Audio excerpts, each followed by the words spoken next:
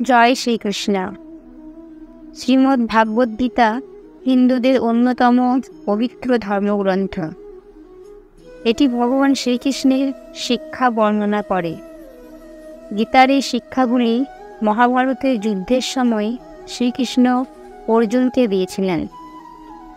গীতায় দেওয়া শিক্ষাগুলি আজও সমানভাবে প্রাসঙ্গিক এবং মানুষকে জীবনযাপনের সঠিক পথ দেখায়। গীতার বাণী জীবনে গ্রহণ করলে মানুষ অনেক উন্নতি লাভ করে। গীতায় কর্মের নীতি ব্যাখ্যা করা হয়েছে। আসুন জেনে নেওয়া যাক সেই জিনিসগুলি কী যা শ্রীকৃষ্ণ প্রত্যেকের জন্য প্রয়োজনীয় বলেছেন। গীতায় লেখা আছে, মানুষের জন্য খারাপ সঙ্গ হলো কয়লার মতো, যে হাত গরম হলে পুড়ে যায় এবং ঠান্ডা হলে কালো করে দেয়।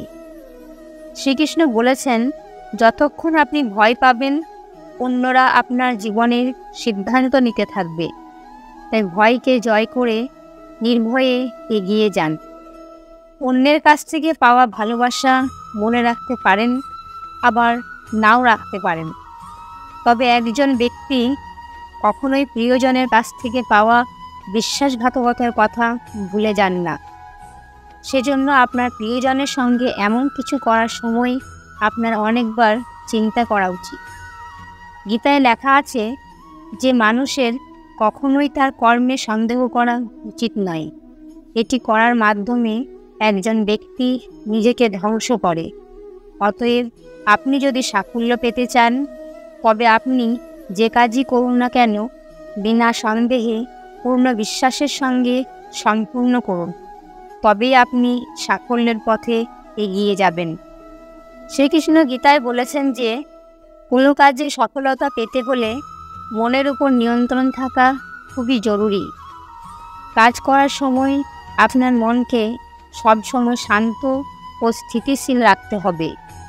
ক্রোধ বুদ্ধিকে নষ্ট করে এবং এর ফলে করা কাজ নষ্ট হয়ে যায়। তাই মনকে শান্ত রাখার চেষ্টা করুন।